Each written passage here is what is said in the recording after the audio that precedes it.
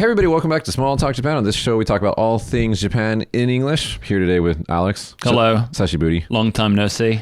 We're actually going to talk to you today about the country reopening. Right. And reducing the COVID, hurdles that you had to do. Amazing. When you came back, but so much fun. Doing it Loved it. Yeah. We're also going to talk about some war stuff that might be happening between Japan and China. Love a bit of war stuff. Yeah. We're also going to talk about some instant ramen and also Ghibli's reaction when they found an unofficial Ghibli cafe. Roll that intro.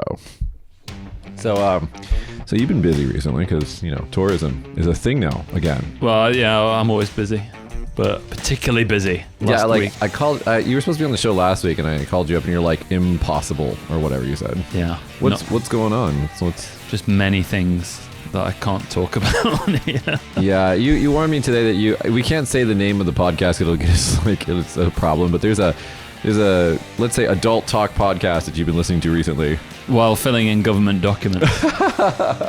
So that made my life a bit more easy. If any of you guys at home are curious, I don't say the name of it, but it's basically three guys who just talk about disgusting, nasty things. It sounds a bit like Come to Town. Yeah. Without the two. Yeah. Yeah, I like that one. It's really good. It has its moments. You turned me onto that one because of the Steven Seagal bit. Yeah, that was great. It was so. If you guys don't actually subscribe to the podcast, just look at them on YouTube. There's somebody uploaded on YouTube the Steven Seagal critique. Let's call it that. It was pretty good. Yeah. Anyway, Alex, what's going on with the country? Is everybody allowed to just come in? You can do whatever you want, basically. If you want to come to Japan, do whatever. Turn up at immigration. Just say Alex in Kagoshima said it's A-OK to come in. And you just let you straight through. No passport, nothing. No whatever. problem. Yeah. No passport. Stay as long as you want. I don't fucking care. I don't care. No visas, nothing. No, wait. Let's get an update from you. So so you work in a lot of things these days. Yeah. What can you talk about? What can I talk about? I can talk about how I went to Kyoto over Golden Week. How was that? It was good. I kind of got drunk, and then the next day I had to do a demonstration at this big shrine, which is like a Jigenryu demonstration. Yeah. A shrine which is quite a famous place or whatever. First day actually went fine. Second day, it's a different shrine, different demonstration. Kind of cracked a bit of the what's it called? The shrine building. What? With a long wooden stick, to much shock and awe in the audience. You broke the shrine? I didn't break it completely. I just left my mark on it because the roof was much lower than they led us to believe. And so you hit the roof? I hit the roof, yeah. Oh no! And it went crack, and then everybody went, oh. Well, because when you do your stance, you hold the stick straight up like this, right? Yeah, it was a long one as well. It wasn't a short one. It was like a spear length one. And so what was the fallout of that? Was it just everybody scurried you away and it was fine? No, they gave me a certificate saying thanks for coming. So I guess it was okay. So what is that? Why you went to Kyoto to basically, to do two demonstrations. To do two demonstrations, the total sum of time was about 1 minute and 25 seconds. And you did the second one kind of drunk. And the second one with a massive hangover. So that's normal though. Everybody's drunk at these things. Really? Yeah, or hungover anyway. Yeah. Because they do the shrine blessing at the start. Yeah. Everybody's hungover. My goal in Japan while I'm here is to do one without a hangover. To do one without a hangover. Yeah, it's been 17 years and it's not happened yet. I gotta hand it to Japanese people, especially the Japanese guys. They will get shit-faced and then be completely normal at work the next day. I mean, they are obviously hungover. Yeah. But they don't show it. Yeah, and turn up on time. On time. They don't smell. Yeah. And they're just normal. And then I'm over there. I mean, I don't get hangovers. I just stay drunk until the afternoon. Right. There's no negative parts. I'm continuously still. Mind you, if they're kind of like they always are, that means they always look like they're hungover. That's probably not a good thing. You just did a logic puzzle there. Yes. So, what else did you do in Kyoto? Anything fun? Do you like Kyoto? I'm not a fan. I like Kyoto. It's all right. What did we do? It's art galleries and shit like that. How is it now with no tourists? Oh, it's not no tourists. It was full of tourists. It was Golden Week. All Japanese tourists? Yeah, loads of Japanese tourists. Everywhere was packed. So, yeah. Very different from when I went 2 or 3 months ago and it was dead. There was nobody. So I went around Kinkakuji, the golden Pavilion. pavilion, on my own. Nobody. Really? Just me. Yeah. That's the one place that if there's a lot of people, it sucks, and there's always a lot of people there. That place makes me laugh because like the building is, I don't like it. It's gaudy. But like there's It's not small talk Japan, talk shit Japan. yeah, no, it is gaudy. The Ginkakuji is much better.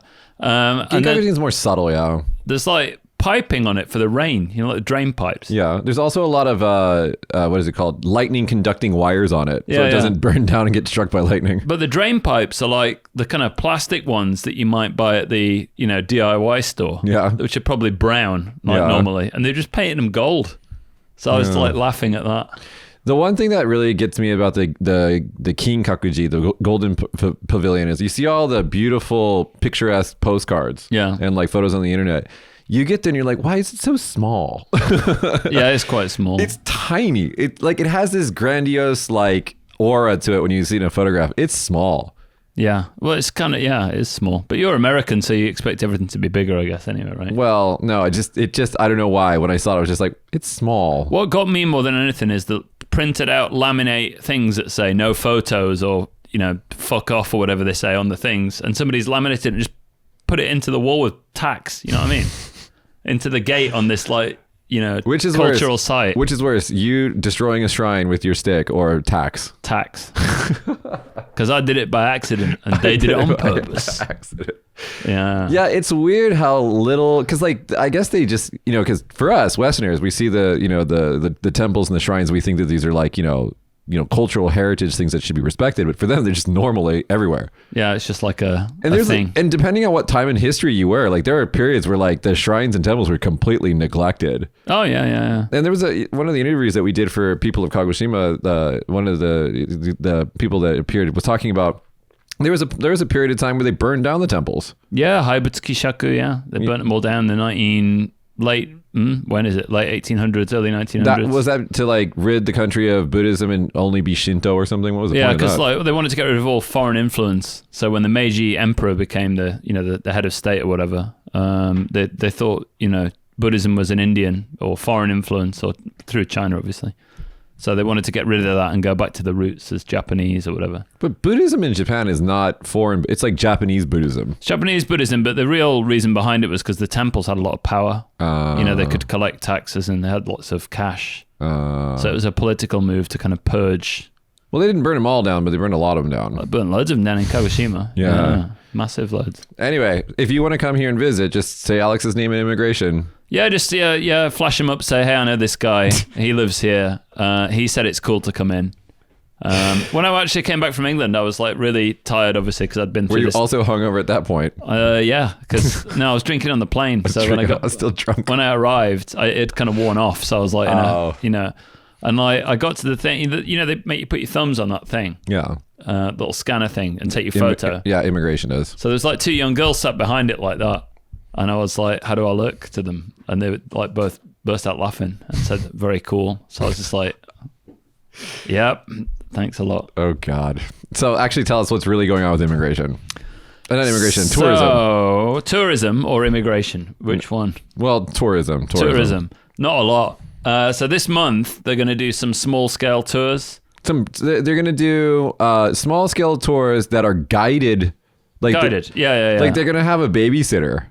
So basically, this I think the report says this article says 4 countries. I'm not sure if it's 4 countries or not, but basically the major travel companies in Japan won a bid to be able to take these people around on guided tours, and they have to have an attendant with them at all times. Yeah, babysitter. And they have to show where they're going to stay and all this kind of stuff.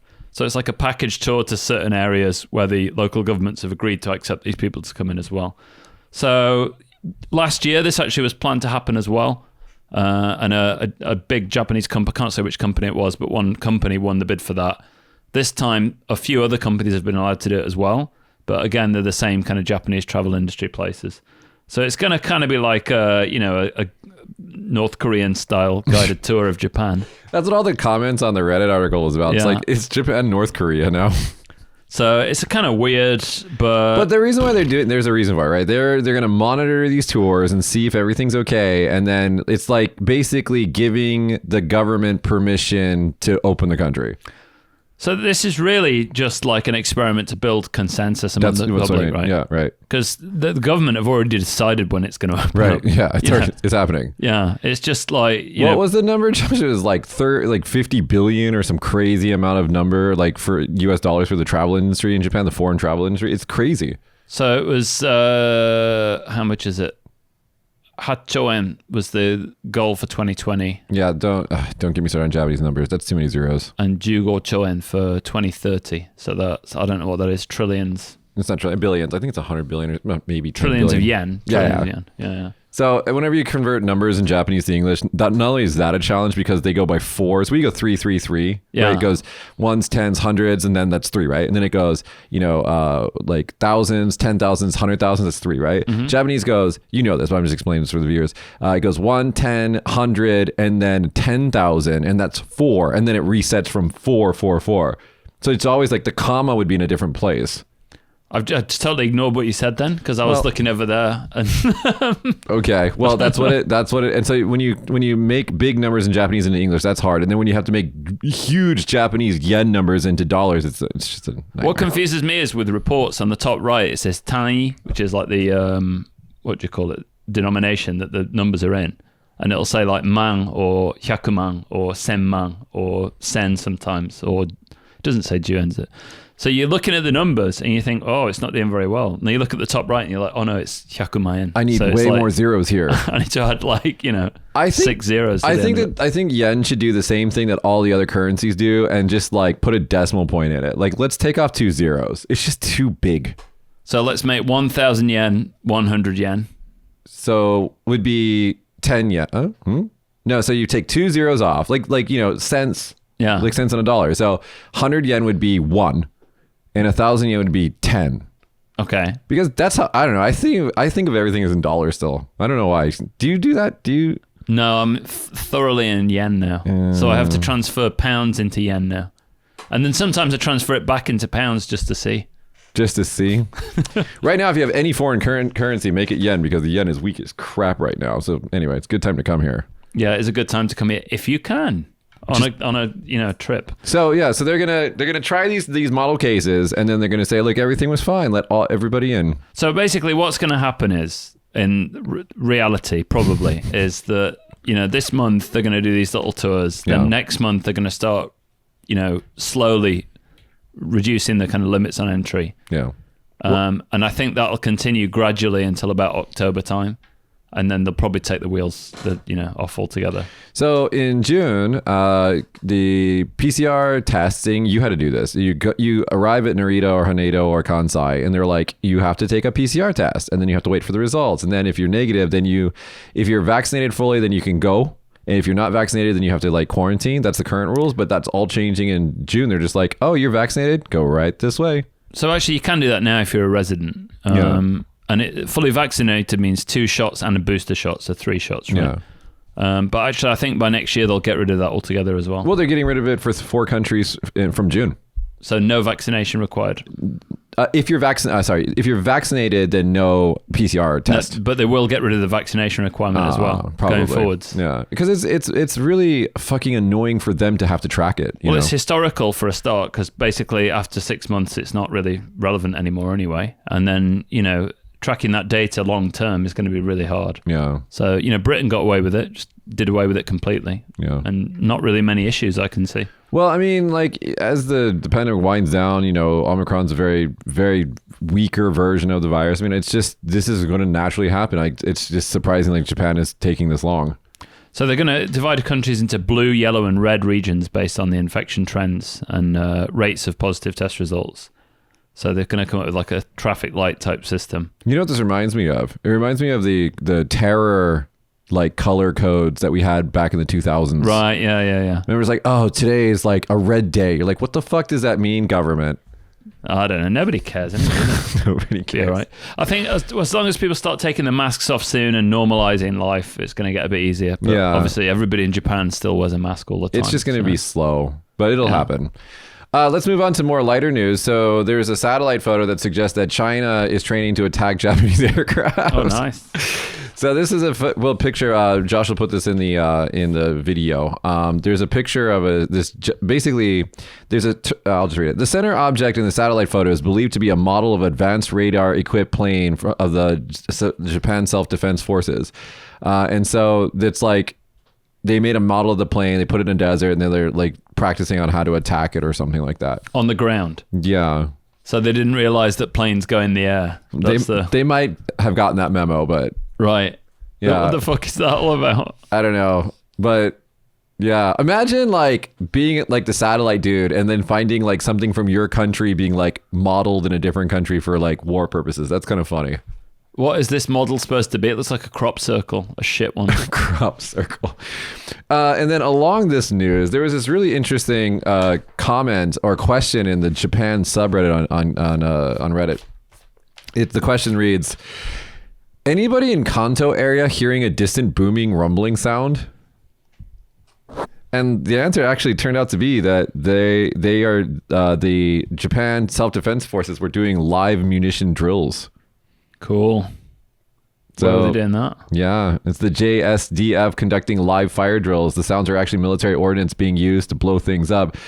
Blah, blah, blah, blah, blah. So basically, yay. Everybody's getting super militaristic, man. Japan's got a pretty tough defense force, actually. Everybody kind of goes, oh, it's not proper army and shit. I kept seeing this. They have like one of the strongest navies in the world. Yeah, Navy's tough, man. Yeah. Got more ships than Britain. Yeah, and then all you have to do is change one little article in the Constitution. It's like, oh, you're offensive military now. Yeah. You know, it's like, and not too difficult to make nuclear weapons either in Japan. No, they already have them. During I think it was Abe's reign, this news leaked that there's a bunch of like allowed nuclear armed American subs in the Sea of Japan. Right. I mean, so is that technically? We had this conversation with Josh the other day when we were talking about the Ukraine war. He's like, wait. So all the countries are giving the Ukrainians weapons to fight the Russians. Isn't that the same thing as those countries fighting the Russians? I was like, proxy war. So that's like giving your friend a condom. You know what I mean? And it's not like you're gonna. You didn't do it, but you enabled it. But you enabled. You didn't instigate it either. You didn't instigate it. You just gave him a tool that he could use. You know what I mean? Oh my goodness! So since this whole Ukraine thing happened, like, what's your feeling of like the response from Europe? I know the American response, but what's the European response? I mean, like, Sweden is joining NATO. Yeah, we're all best friends now. Yeah. Well, Finland, I could have seen them joining earlier because they're right next door to Russia. But Sweden, yeah, why not? But Turkey is blocking them, right? Might block them from NATO. If any one country blocks an entrant, it's blocked, right? And so I made a joke to my Swedish friends. I was like, the Swedes will just give them lots of Swedish meatballs and it'll be fine. And he linked me an article. It said the truth is out. Swedish meatballs are actually Turkish. Oh, really? Yeah, they come from Turkey. Is that true? That's what it said in the article. Huh. Yeah, but everybody's kind of. I don't know. I think European countries closer to Russia are a bit worried. Yeah. Because obviously, step over somebody's border and it's like it could be our border next. Well, because, Europe is where the war was. I mean, America, we don't get war because none of it happens really on our soil. Yeah. You know what I mean? So we don't have historical photos of like blitzkrieging and stuff like that, like you guys. Like, you see it sometimes. You'll see like the old photo being held up in the repaired area. Mm-hmm. And, we don't have that culture really. I think we should just like borrow America and have a war there. Borrow America? So Europe doesn't get fucked up again. And then you guys can have a flavor of what it's like. We don't need that. We don't need that. The horrible thing about this, I mean, obviously the human loss and everything is tragic, but one of the horrible things is like you lose all this cultural places and history when you have these just stupid destructive wars. Yeah. Well, if Putin didn't have nuclear weapons or nuclear weapons hadn't been invented, it'd be another world war already by now. Yeah. Because the only reason why people aren't getting involved is because nuclear weapons, nuclear threat, for mad mutual assured destruction. Yes. I mean, I don't know, but what, like, your parents and your family back home, and like, what are they thinking about? Is it like, I don't know. Never asked them. Really? You don't talk about stuff? Don't talk about the war in Ukraine. Not really. What do you talk? You went home for a week. What do you talk about during that time? What do you British people like to talk to each other about? They like talking about politics in Britain. So what the Prime Minister's been done. Boris Yeltsin or whatever his name is. Boris Johnson. Whatever his name is. He's so funny. Boris, what's his name now? Alexander de Pfeffel Johnson or something like that. What? Yes. Wait, sorry. I know this is a small talk Japan, but I have to mention this. Did you guys see the Bush speech? No. Oh my God. He's like, he goes off on this. He's like, the illegal, immoral war in Iraq. Is that what he said? Yeah, he had a gaffe. He wanted to say Ukraine, but he said Iraq. And everybody in the audience was just really uncomfortable. Yeah. Oh my God. Thanks for speaking out. And then he kind of giggled and he said, I'm 75. And I'm just like, oh God. It's just like it's hard to watch. Yeah, 75 and former president of the United States of America. So you should probably know the country. Elected twice.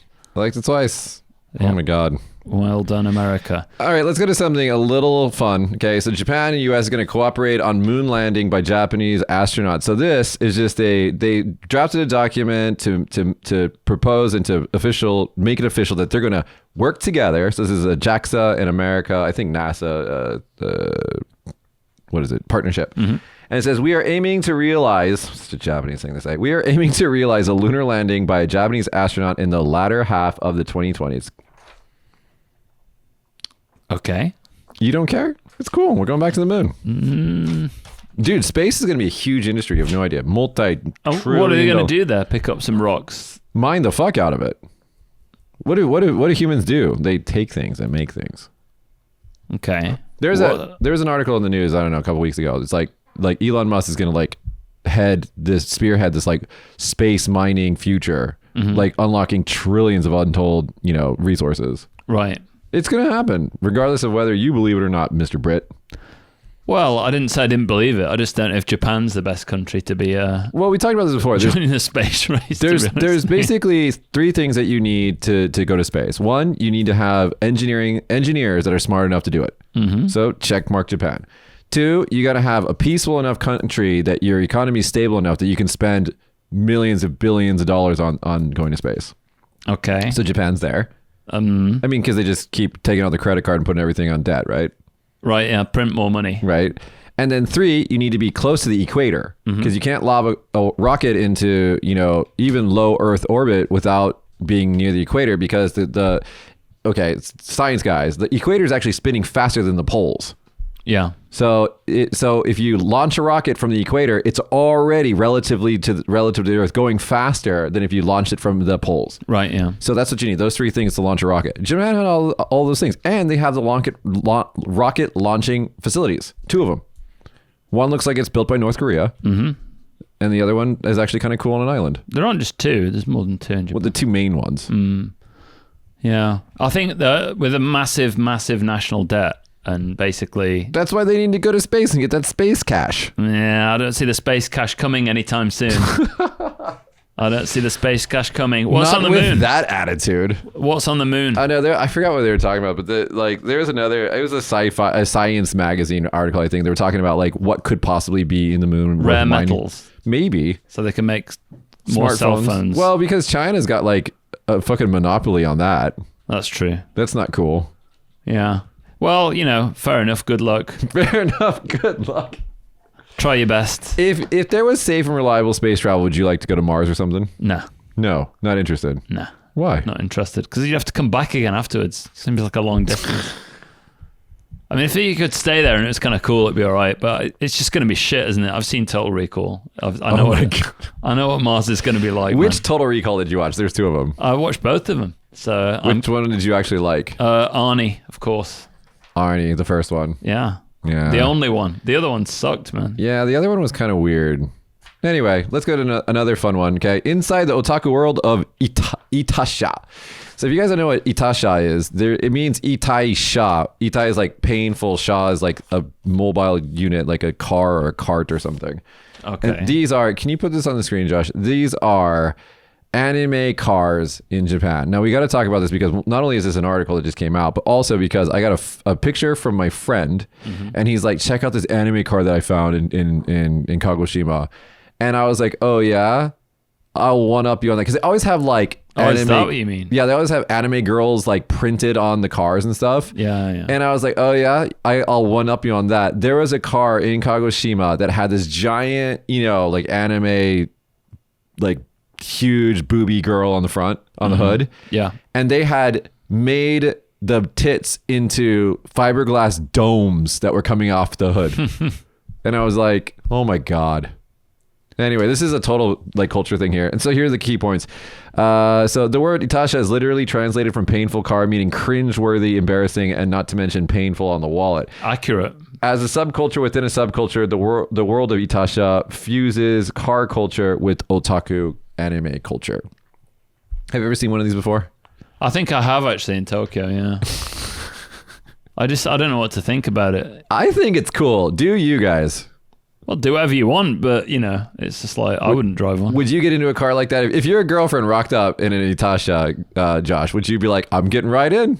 No, that's pretty terrible. I would be embarrassed to be seen inside one of those cars. I would just own it. I'd get in and own it. I'd be like, yeah, this is me. This is my life now. What kind of manga is on the car? I don't know any manga or anime. But is there outside any? of Ghibli. There's no limit because some of it can be quite pornographic. Yeah. Well, I'm sure that you can't actually have like nipples and stuff. That's probably against the law. That'd be interesting to see how far people are willing to push that. You just immediately took it to that level. Hollywood Reporter put out an article the other day about anime culture being like such a huge, like bankrollable movie thing, and it's kind of saving Netflix to some degree because they're buying up loads of like cheap Japanese anime from like closing companies. Yeah, just translating them, right? Yeah. I mean, they're basically coming for Crunchyroll's, dinner. I mean, Crunchyroll was banking on that, and then Netflix was like, wait, we have more cash than Crunchyroll. Crunchyroll doesn't really seem to be a proper company to me. I had to try to find their PR people, and they're useless. Same thing, because I was like, first of all, I asked the PR people, I'm like, are you guys legit? Is this legal? Yeah. Like, you're not just like stealing this content, right? They never got back to me.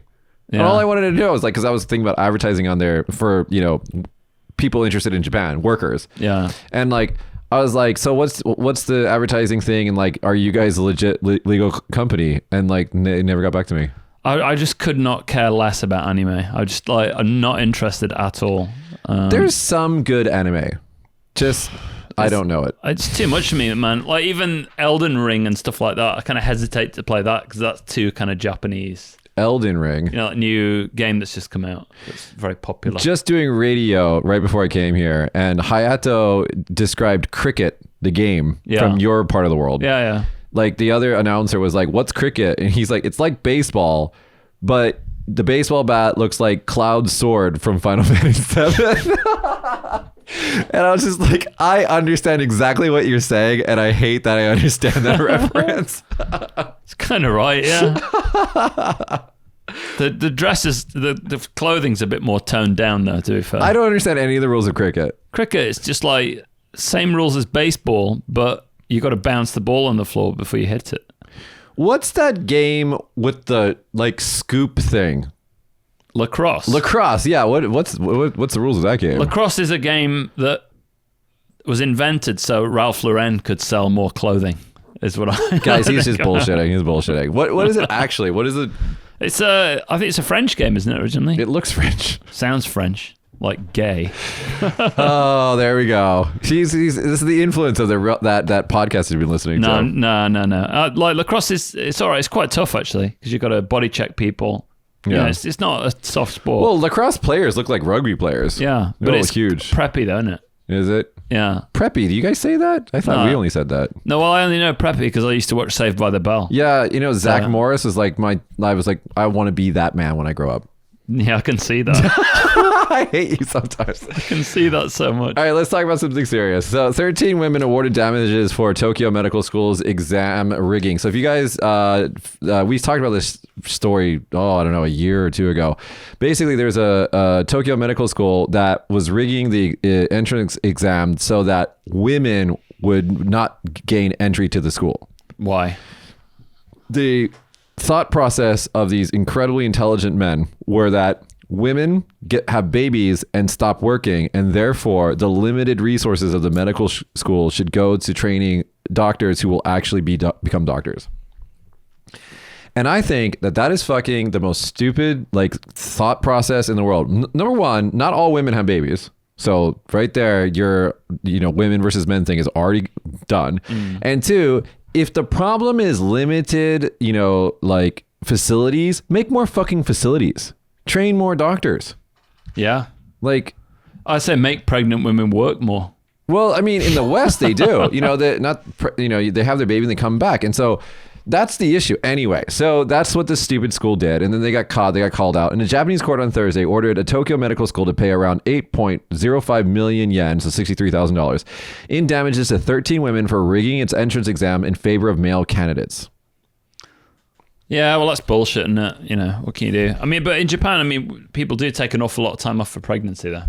Yeah, it's. I don't know if that is what we should be doing or if that's just too much. I'm not sure which is correct because I've never had a baby. Going back to your, parents' house and living there for 3 months or whatever. So basically you have a baby and then they'd spend a week in the hospital. We talked about this last show with Natsuki. And then usually they go back to the mother's, the woman goes to the mother's house, the grandmother's house. The dad just gets pissed every night. And the dad goes out drinking with me. Well, all of Japan's dads go. Yeah, they just phone me up. They're like, Mitch, it's time. So I'm handling immigration. You're handling parenting. We've got this country stitched up, man. Let me go to another fun story. So man who mistakenly received an entire... Okay, so we've got to update this one. Yeah. We've got to update this story because we actually had some of the information wrong because the news had it wrong. But okay, so this guy was living in a small town and everybody was supposed to get about $1,000, for COVID relief. Basically, they did this all over the world. They just pump money into the economy, which proves the point that money is fake. Yeah, and it's only real because we all believe in it. Yeah, it's like Santa Claus. If we stop believing in him, he disappears. Wait, is that what? Anyway, money is fake. You're not an economist, I can see. I'm actually really good at economy stuff, but I'm not an economist. Right. Anyway, so this guy, he received. What happened is they put all the transfer data onto floppy disks because it's 1983, and they gave the floppy disk to the bank. Mm-hmm. So that's actually all of that was okay. Remarkably, that worked. Right. What was the problem was they gave a transfer authorization form to the bank and they had made a mistake on it to make it seem like this guy's bank account was the central account that all the funds should go through. Okay. So the bank fucked this up and the public workers fucked this up. And so they instead transferred the entire town's relief funds to this one 24-year-old. I think he's 24. And so this dude... he got all this money. So what did he do? Well, the first thing he did was like, really, guys? And then he started slowly pulling out the money at an ATM. And then he just fucked off and spent it all on online gambling. Online gambling's a thing here, right? Yeah. If you had that much money, I'd just go to Macau and fucking gamble it for real. Well, he couldn't get out of the country at that point, probably. Maybe. It was the middle of COVID.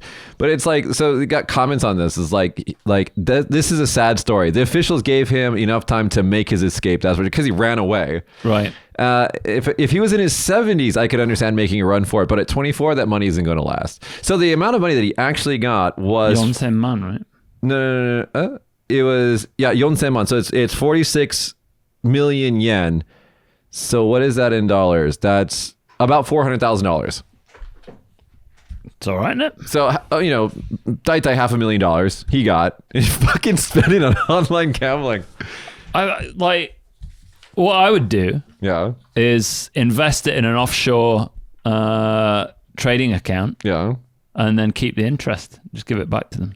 Well, okay. So let's just talk about this. Yeah. Or I'd just buy an NFT of a fucking monkey smoking a cigarette and stick that in your art gallery. You are so into NFTs. I'm not so into NFTs. You're into them insofar as you like to talk about them because you don't understand. You're like, why would anybody buy that? Well, I'm the same way, but I don't talk about it. But I do understand why people would want an NFT. But I don't understand why they would want an NFT of a JPEG that you can copy. You can screenshot. Because it is quite fungible, in the words of Elon Musk, I believe. But if you had an NFT for something that wasn't easily copyable, to prove provenance and ownership, I can understand why that might be a thing. I think that NFTs came about because of Bitcoin. Bitcoin blew up and it was like, oh my God, we need to get digital stuff, assets. And then NFTs came out and everybody was like, oh, this is going to blow up. And of course. But now people are doing NFTs for travel quite a lot. If you guys don't know what an NFT is, it's a non-fungible token. Basically, it's in its simplest explanation doesn't help, does it? In its simplest form, it's an image. Most of these are images that you buy, and it's like it has a certain like encryption to it that there can only be one, right? And the thing is, it doesn't make any sense because you can just screenshot the fucking image. Yeah. And now you have a copy of it, but it's not the original. Well, it's like if you had a dollar bill or whatever, and you could photocopy it, it wouldn't look the same, would it? Yeah, but this is literally the same thing. But yeah, that's what I'm saying. If you could perfectly copy money, yeah, like 100% perfectly, so you wouldn't be able to tell the difference, what's the value in it? You know what I mean? Well, I just said money is fake. It only works because we all believe in it. Now, we know that. There is one thing that NFT, where it was used and it made sense to me, was that there's an art club that the admission to this art club, this art gallery, requires everybody to buy an NFT that's like 30 grand or something. Yeah, that was my idea for Japan as well. What do you mean? I'm not going to bother doing it now. So somebody else please do it and give me some money because it seems like a lot of effort. But I thought getting like a private members club where you buy an NFT as a token to get in. Yeah. And then you can approach craftspeople or artists to create things for you. Oh. And it becomes part of a conglomerate of art that then can be used as a museum display.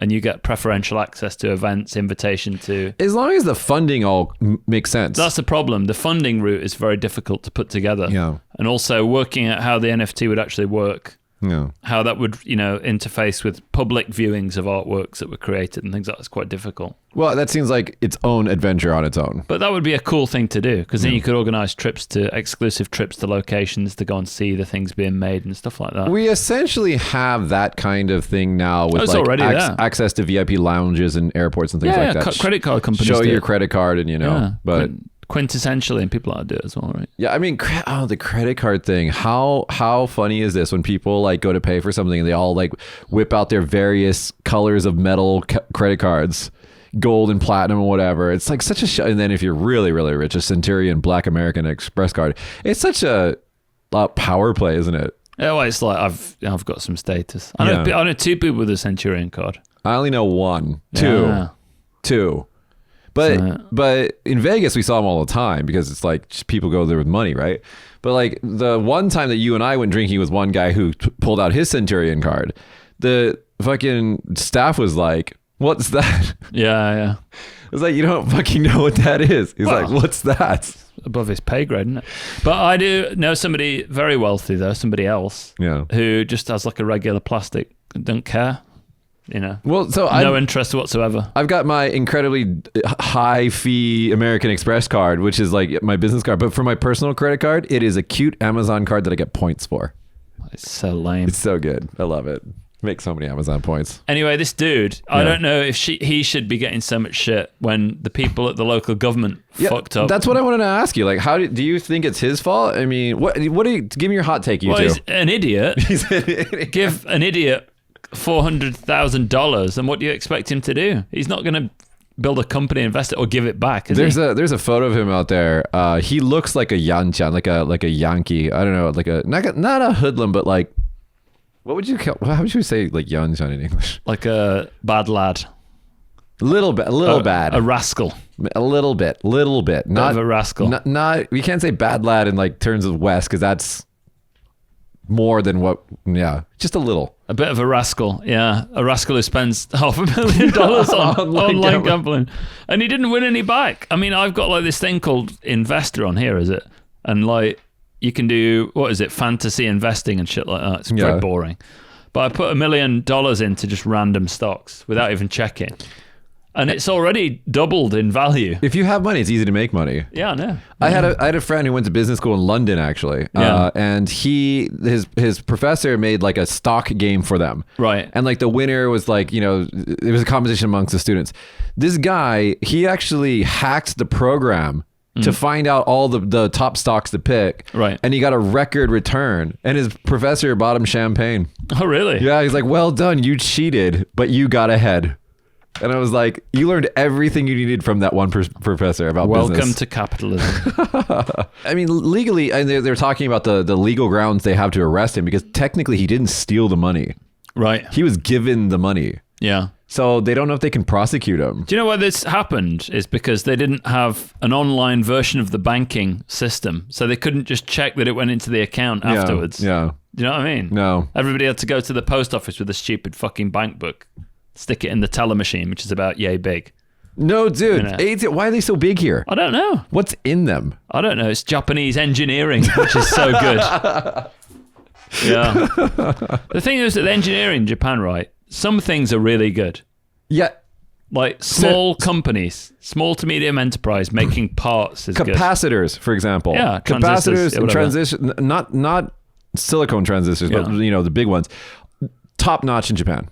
But when you get to putting together a system which has a user interface, that's where they suck. and it's fucking awful. I mean, it's like a train crash. I told you how I tried to set up the app for the local bank here. Yeah. And it's like make a password, and it's not a shape or numbers. It's fucking icons from Kagoshima, like Shirokuma and like Saigo Takamori. And I'm like, I just noped out at that point. I just said goodbye.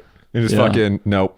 Now, they gave me 2 cards, plastic cards with a bunch of numbers on the back, and you have to look up the grid. It says like A1 and Oh yeah, to 1, online 2, 3, 4, banking, 5, or right? something like that. Yeah. You've got to type in the specific code every single time you want to log on. Yeah. And I'm like, what's wrong with an email address and a password? Yeah. Or like 2-factor authentication through Google or something. Yeah. I mean, it's just like so retarded. It's just. See, I'm not. He said the 2 words that I'm trying to clean out of my vernacular. I'm sorry. The R word and the G word. I was born in 1979. Were you? Yeah. There's nothing I can do about it now. Yeah. I've been doing good, right? Josh, you got somebody give me some. I've been doing well. Yeah, I was going to say you've been doing well. I said that on purpose, right? Okay. But I've been doing well for myself. I haven't said the R word in 2 shows. I cleaned out the G word in the 1990s. Been doing well. You turn the microphone off and it's effing and blind. You wouldn't believe it. I'm pretty much the same. Yeah, it's pretty much the same, actually. No filter. How many stories you got left? 3. Okay, go to some of yours. All right, I've got a similar kind of story. So 1,600 empty seats at a major Japanese gymnastics competition were reserved by a single unpaying person. So there's this thing called the NHK Cup, which is like a national gymnastic competition that dates back to the 1960s. Who cares? And also is a qualifying event for the national team on the Olympics and World Artistic Gymnastics Championship. So basically, it's like a big draw for spectators because young athletes come and compete there. Yeah. And this guy, one guy, managed to book the whole upper and second tier deck, 1,600 seats, without paying for any of them, and didn't turn up. So it was half empty, basically. Just absolutely unbelievable. Can we talk about first? Why the fuck was he allowed to do this? So this reservation system, it says, was set up so people could claim seats but not pay till later. And if no payment was paid by the deadline, they should open back up automatically. But they didn't. But they didn't. That's crazy. So there's online one of the national airlines here, Skymark. When you log into their homepage, which by the way, there's no login. There's no way for them to retain your information so that you can just like buy another ticket smoothly. You're going to put the time. ticket number back in and stuff like that, right? Every time you check something. Yeah. But when you buy a ticket, you have to put in all of your information all over again every single time. That one thing is annoying. But the second thing, when you reserve the ticket, you don't pay for it. You just reserve it. Yeah. And then after you reserved it, they're like, congratulations, your ticket is reserved. Now you have until this day to pay for it. I'm like, why didn't you just do both of these at the same time? Yeah. Like, it doesn't make any sense to me. Like, no other system's like that. I mean, usually, even if you've got a form on your website and a payment gateway that you have to talk to, the payment gateway talks back to your form and says the payment's been processed. It goes back and forth. Yeah, and if that payment doesn't come within a certain specific time, for example, 30 minutes or whatever, you delete the entry. Yeah. But it looks like they didn't do that. I mean, I did this on my own. For your place. Yeah, for SingIN. just built it and, no problems whatsoever, but it's just incredibly stupid. And the other thing is, like, when you're booking, hotels really annoy me as well. This is totally irrelevant, but hotels have so many packages on the website. when you're trying to book a hotel. I never use their websites. It's just confusing. I only use hotels.com. If you're not on hotels.com or an Airbnb, I don't use you. Yeah. That's it. Because here's the thing. I went to one of the hotels here when my mom came to visit, right? And I went to the front desk and I was like, hi, I'd like to book a hotel for a couple of days, because my place was up some stairs and it was hard on my mom. So I was like, okay, I would like to book a hotel for a couple of days. And they quoted me a price. And I was like, I just checked your price on hotels.com and it's like 1/3 the price. Right. And they looked at me, they're like, book it there then. So I just stood in front of the front desk, idiots, and like booked a hotel right in front of me. And then a fax came out Right. of the information that I just put into my phone. And they're like, gave me my, I was like, oh, okay. I was like, okay, guys. So they've just paid hotels.com a commission as well. Yeah. And lost that even more. Typical inflexibility, but trying to work on that. Mind you, recently, I went to a Tokyo hotel, quite a nice one. And when I checked in, I gave him my card when I left. Yeah. Said, I'm in the travel industry as well. Yeah. Maybe hand that on to your manager. And he emailed me afterwards and said, please come and stay again and give us some feedback about, what you think of our service and things like that. So I might do that. Can I talk about a hotel? I don't know if I should talk about that. It's kind of risky. Go on, talk about it. Okay, so I was out with a few friends the other night, and like it's basically an owner of a company, her husband, and then her staff, okay, and me. And like we're hanging out, and then the husband gets really, really drunk, and so the owner of the company and the husband go home. Right. So it's just me and the staff who's female. Mm-hmm. And she's kind of young, and she's kind of drunk. Right. And I'm like, because they're from out of town, so I'm like, hey, do you know where your hotel is? And she's like, no. I'm like, okay, I will walk you to your hotel so you know how to get home, because I don't want to be responsible for anything bad happening to the staff that's been kind of left in my care. Right. Because she's young, right? And I was like 20 something.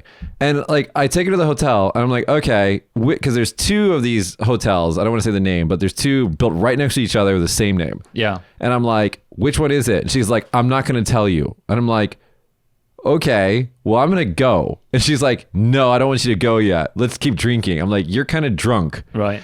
This exchange just keeps going back and forth. And I'm like, you need to go to your room. Because like, when I try to walk away, she'd follow me. Right. And I'm like, no, you need to go to your room because I'm going to get in trouble with your boss. Yeah. If you don't make it home. And she refused. So we went to this.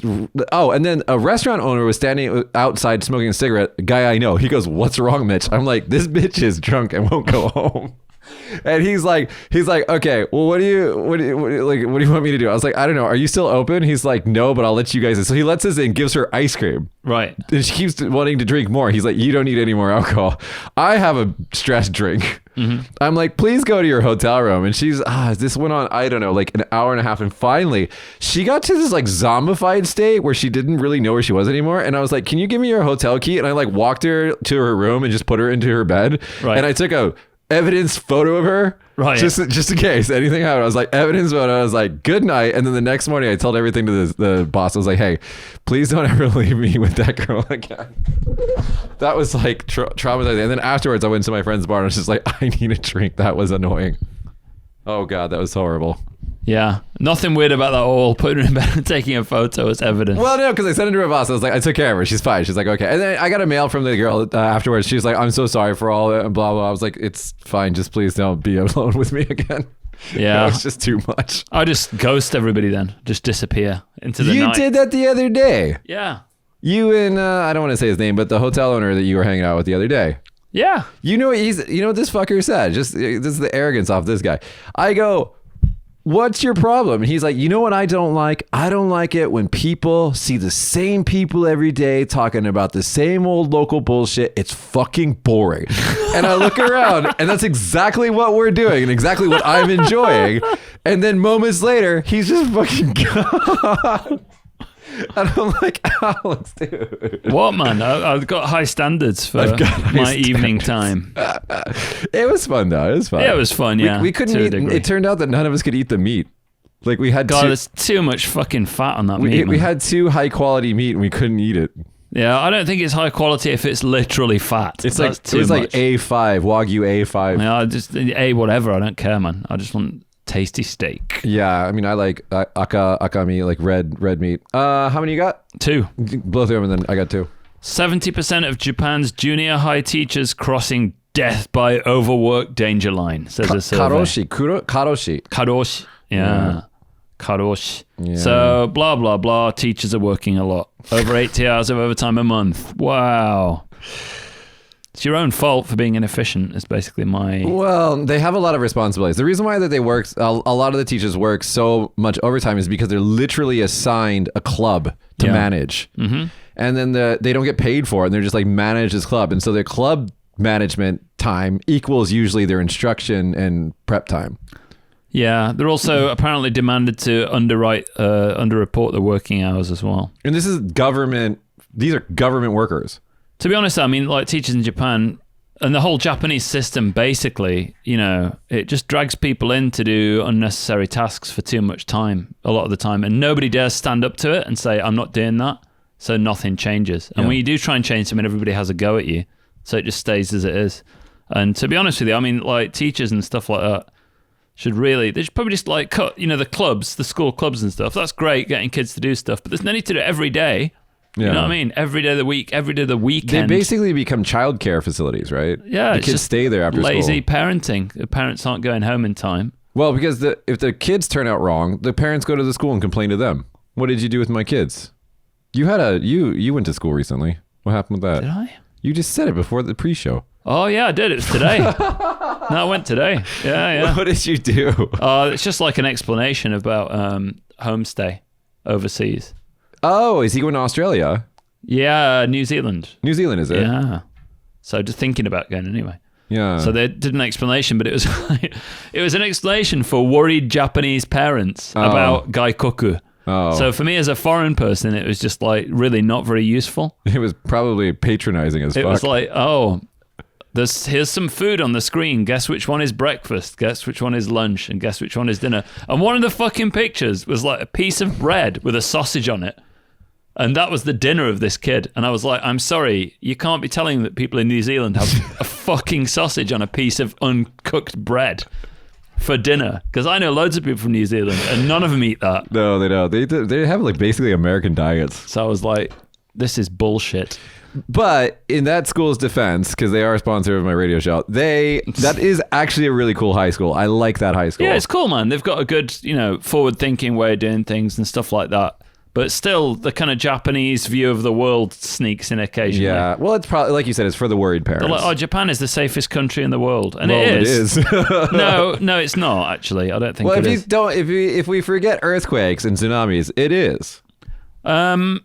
Okay, right. So if you're talking about minor crimes and things like that, it is safe. Yeah. You can leave your wallet, somebody will give it you back. Hooray. No one's going to shoot you in this country. Nobody's going to shoot you, but nobody's going to shoot you in England either, to be honest with you. They'll stab you instead. Well. But the percentage chance of dying of, like, what's it called? Natural disaster. Yeah. And then psychological problems from overwork, like we've just been talking about. Well, if we ignore suicides, it's utopia. Then you put in the suicides and it's like, okay. So, I mean, it's not perfect. Josh has got number one, Denmark. Abroad. Look, Denmark's safe. Yeah, Iceland. No one lives in Iceland. That doesn't count. Canada.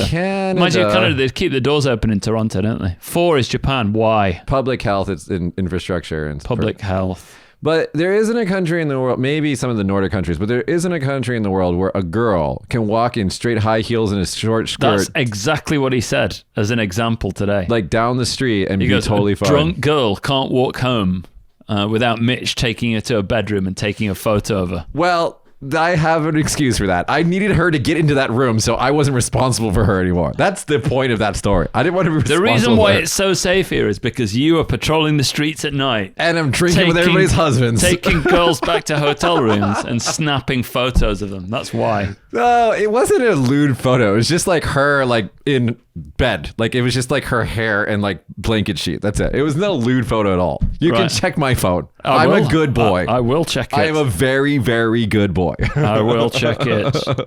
Yeah. All right. Anyway, so teachers. Oh, yeah, they work too much. Yeah. So work less.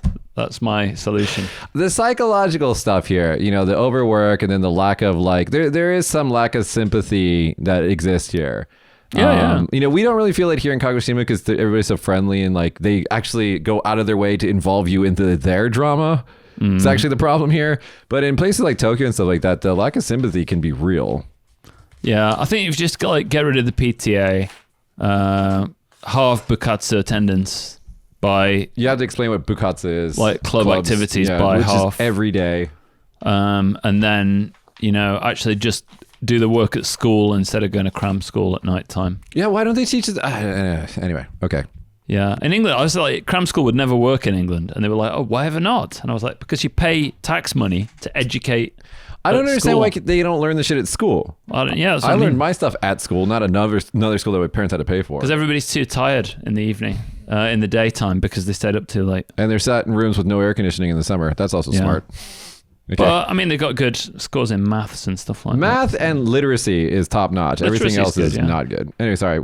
Is that your last story? All right, last one. Bill to enhance support for vulnerable women passed in Japan. So this is a bill by the government to have Mitch wait around in town centers, escorting women back to their hotel rooms. You are making me seem like a creep. I'm such a good guy. You're making me seem like a fucking creep. Put photo evidence on a floppy disk, which you will then deliver. I don't think my iPhone photos can fit on a floppy disk. I think they're like 5 or 10 times the size of a floppy disk. Yeah, but you can just touch it on and say it was contactless. And, oh my God. Something like that. Yeah, so they're going to protect vulnerable women, but they have no specific guidelines for it. It's just like, yeah. So it's like it's a bipartisan bill by the national government, which basically says to local governments, do something about women's welfare and human rights. And then they determine. And that's it. Because it's all basically locally decided. And you have to deal with this in the tourism part of the local government, because the national government says we want to do this, and then you guys have to interpret it. Yeah, that's true. Yeah. And then we also have to apply for funding and all kinds of things that happen. But yeah, I suppose in recent years, COVID and stuff like that, domestic violence is on an uptick because people are stressed at home and staying at home, trapped at home and stuff like that. Yeah, one of my friends told me, and I never noticed this, but he's like, go to a convenience store in Tokyo at like 4 or 5 o'clock in the morning. You'll see a bunch of salarymen sleeping in their cars. Will you? And I'm like, why? And he's like, some of them are just like, sleeping from the day before, but he's like, a lot of them, what they're doing is they're leaving their house early to get away from their family. Really? And just sleeping at 7-Eleven. Wow. Like, I'm like, wow, I've seen some great sleeping going on in Shimbashi. Like, Japanese people are incredibly good at sleeping anywhere. Yeah. They are really good. I mean, if it was a sport, I can see a gold medal going to Japan. We should have a game show about that. Can you sleep here? Passing out championships. All right, I got 2 quick stories to go through. One really quick. New instant ramen snack, so successful it had to be suspended. So Nissin released a 0-second chicken ramen soupless instant noodle snack that you can eat in block form. Basically, it's like a block of, we were talking about this before with Josh, like a block of ramen that you can eat as a snack. 23 days after its release, Nissin had to suspend its sales because the product was so successful that they couldn't keep up with demand. Wow. Why don't you just make more of it? That's what I thought, but it was in the news, so it's got to be true, right? Nissin, actually, I think most British people don't know, but Nissin own an awful lot of British brands. Really? Yeah. They bought loads of stuff. Branston Pickle, which most British people will know. Pickle, things owned by a Japanese company. Once you start looking at the big food creators like Kraft and all those things, like you start to see their parent companies, and it starts to get a little like unnerving. You're like, that's kind of weird. I mean, when the bubble economy happened, Japan did invest a lot of cash overseas. Yeah. And then even now... Well, they bought 7-Eleven. Yeah, acquisitions and stuff like that. It's surprising how many things are owned by the Japanese economy, but... Yeah, I mean, 7-Eleven is a Japanese... It's mostly owned by Japan now. Anyway, last story today. Ghibli found out about an unofficial Ghibli... let's make sure that we put these tweet photos in the video podcast as well. Ghibli found out about the unofficial Ghibli cafe in Nagoya, and then something really cool happened. So this cafe, it's in Nagoya. I actually went to a Gundam cafe in Nagoya. Gundam? And I didn't know shit about it. And my friend Brian from Georgia just like sat there and like explained everything to me for 2 hours very happily. And I remembered zero of it. Right. I've known Gundam's like a big robot, isn't it? Yeah. The name of the restaurant is like some Russian sounding word that's like apparently the bad guy in Gundam. I don't know. Whatever. Who knows? Moving on with Ghibli. So Ghibli found this unofficial cafe, and the pictures of it are amazing. If we could throw it up on the screen for us to see too.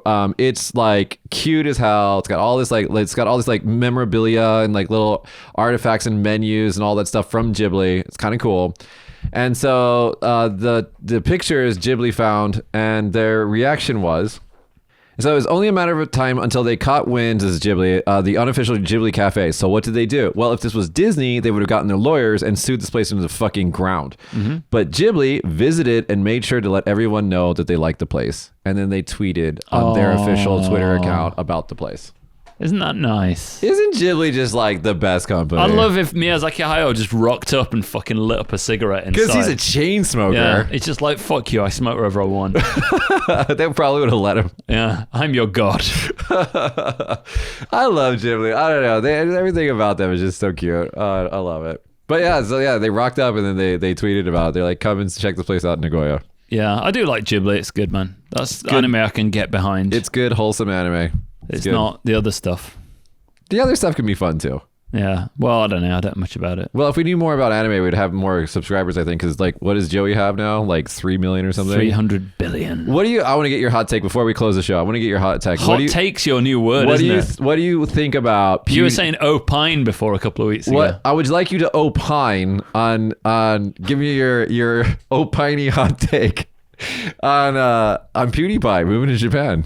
PewDiePie. I know PewDiePie because... You know him? No, I've seen him on YouTube. Okay, so everybody else. So like everybody else. But I didn't actually know what he did. I'd only seen like a Swedish-looking guy with headphones on talking about Minecraft.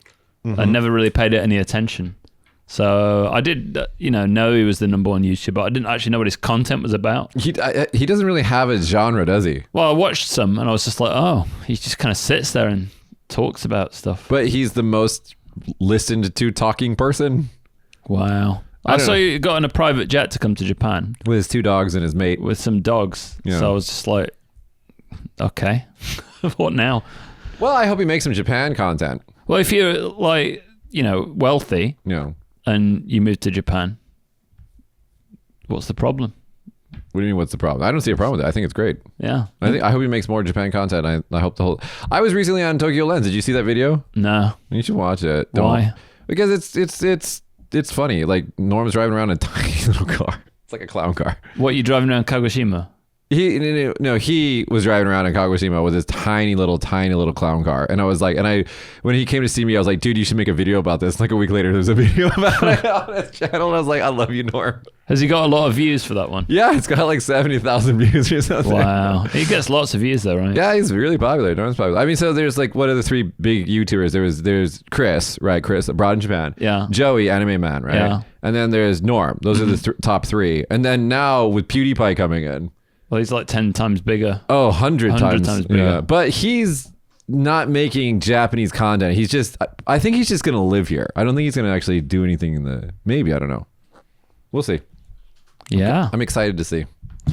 All right, you need to go because you need to move your car. I do need to move my car because it's parked. And I feel like if I keep legally, but not conveniently. And I feel like if I keep you any longer, you're going to say more things that you heard on that podcast. And you should stop. I like that podcast. It's such a bad influence. Very offensive. All right, guys, that's been our show today. If you like that show, hit the like button. If you like it a lot, subscribe to us. Hit the bell icon so you always get. If you don't hit the new subscribe is the bell. If you don't hit the bell, you're not really subscribed. What does that mean? Because like if you just hit subscribe, it doesn't show up in your feed until you hit the bell icon. Then it'll show up in your feed. So people, if you're missing the show, hit the bell icon. And also, if you care to be one of our patrons, it really it motivates us. When you guys support us, there will be a link in the description below. Thank you very much, and see you guys next week. Bye. Bye.